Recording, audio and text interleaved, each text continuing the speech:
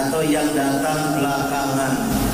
Pemberian tenggat waktu kepada pihak kepolisian untuk mengungkap kasus kekerasan terhadap pemuka agama diberikan Din Syamsuddin usai menghadiri pengajian bulanan pemerintah Kota Tangerang di Masjid Raya Al-Azom Jumat siang.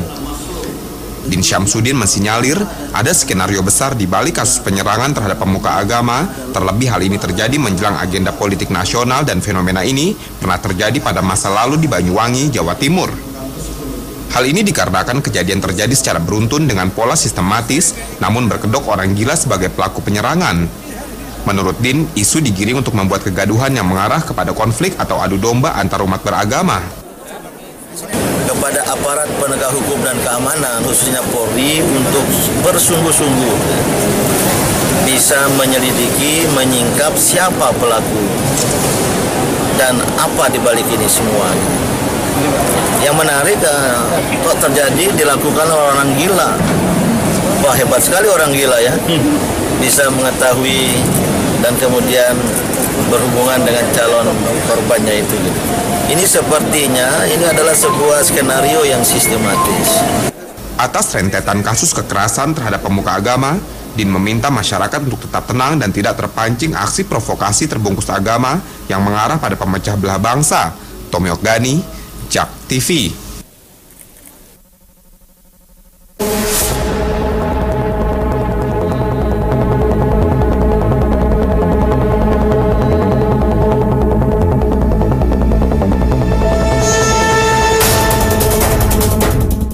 Ya, saudara, terima kasih Anda masih bergabung bersama kami di JAK TV. Kita lanjutkan diskusi. Tadi Bang Reza memberikan masukan bahwa kalaupun tersangkanya terbukti bahwa ia mengalami gangguan jiwa, tidak kemudian serta-merta dihapuskan pidananya, tapi harusnya ada proses rehabilitasi berkala, entah itu 6 bulan atau 1 tahun, kemudian dilihat ketika dia sudah bisa jalankan proses pidananya.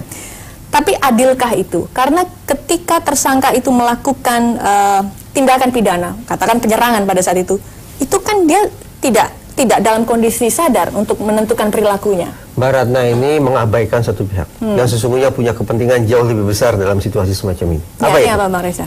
Kita itu mau bicara tentang kepentingan pelaku, kepentingan dia akan rehabilitasi, pengobatan, atau kita bicara tentang kepentingan publik, yaitu kepentingan akan rasa aman.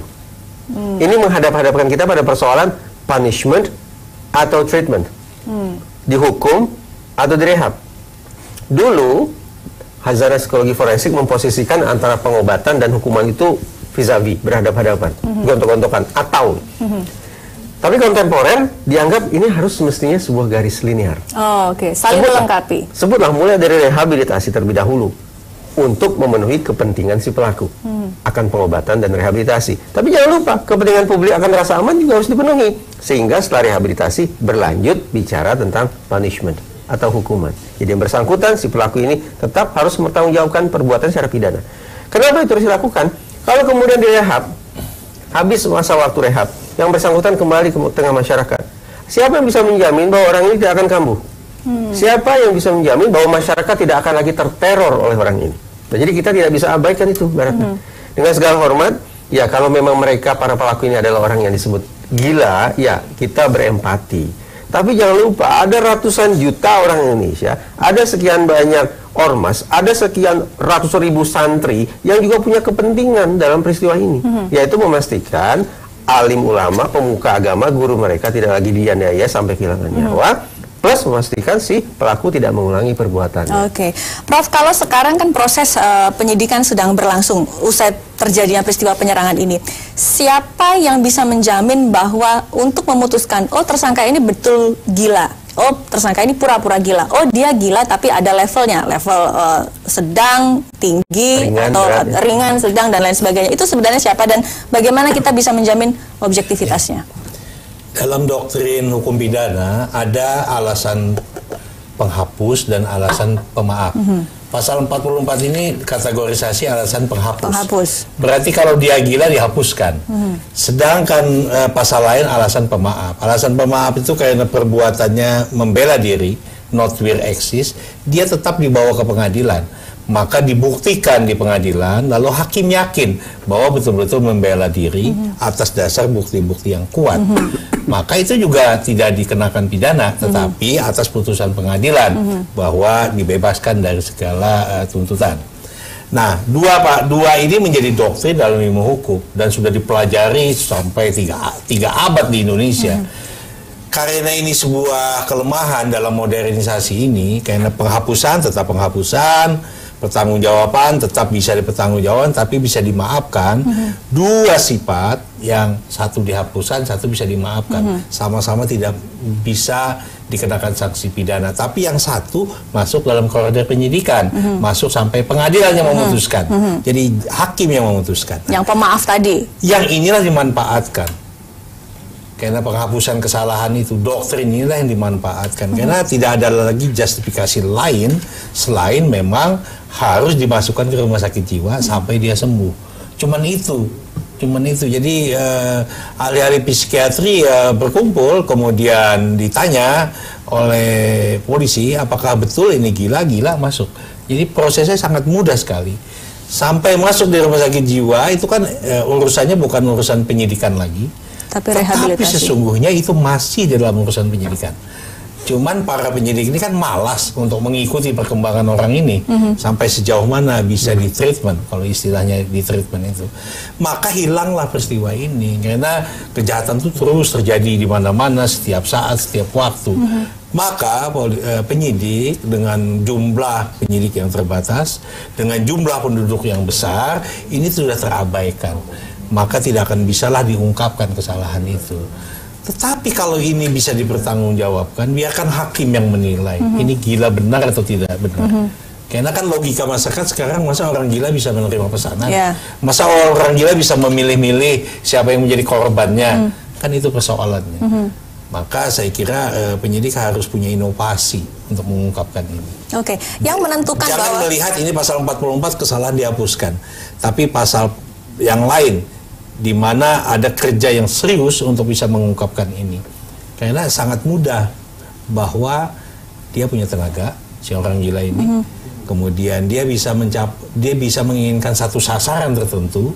Kalau dia gila, mungkin dia membawa senjata tajam itu, dia bisa menganiaya siapapun dalam waktu apapun. Ini kan tidak dalam waktu sholat subuh, dalam waktu tertentu. Berarti kan tingkat kegilaannya by design. Ini yang dugaan orang awam terhadap itu. Nah, kemudian penyidik tidak bisa hanya terlena di wilayah itu. Karena tugas penyidikan kan mengungkapkan kebenaran material, bukan kebenaran formil. Mengungkapkan kebenaran material itu mereka punya tata cara teknik yang sangat luas. Karena itulah harapan orang sekarang kepada kepolisian, harapan kita polisi memang betul-betul garda terdepan di dalam memberikan pengayoman, respon yang cepat dan lain-lain. Inilah diuji apakah itu bisa dicapai atau tidak. Oke, kalau kemudian berbicara terkait dengan penentuan, apakah ini tingkatannya rendah, tingkatannya sedang, wah tingkatannya berat, ini sudah tidak mungkin lagi bisa dimintai pertanggungjawaban. Siapa yang bisa menjamin objektivitas penilaian, hasil penilaian tersebut? Ya ini kan penyidik yang sangat independen, yang sangat profesional itu menghadirkan semua pihak, kemudian semua pihak bisa dimintain penilaiannya.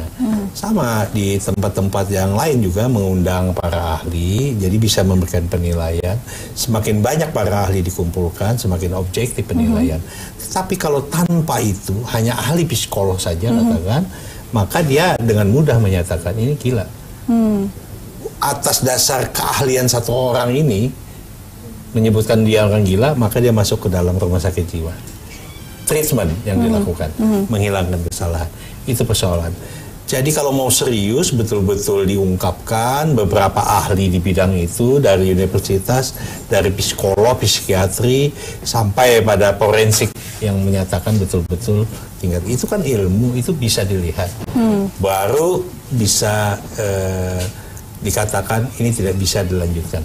Oke, Bang Reza, apakah kita ada mungkin presiden atau kasus sebelumnya bahwa ada orang mungkin dia ketika dikatakan sebagai gila, namun ada layer-layernya, oh ini ringan, ini sedang, ini berat, kemudian oh kalau yang ringan masih bisa lanjut, sedang masih bisa lanjut, berat tidak bisa. Mungkin ada pengalaman seperti itu. Kebetulan saya mengajar di Diklat Hakim Mahkamah Agung. Sepanjang ingatan saya berjalan, materi atau muatan tentang psikologi dan psikiatri memang masih harus diperkaya. Itu menjadi dasar bagi saya untuk mengatakan tampaknya hingga hari ini belum ada pemilahan yang sampai sespesifik itu. Itu sebabnya sampai hari ini pun, sebagaimana tercermin dari pernyataan teman-teman di Polri juga, jadi pukul rata sebutan istilah awam yang kesannya ini orangnya stres, padahal stres. Semua orang bisa stres.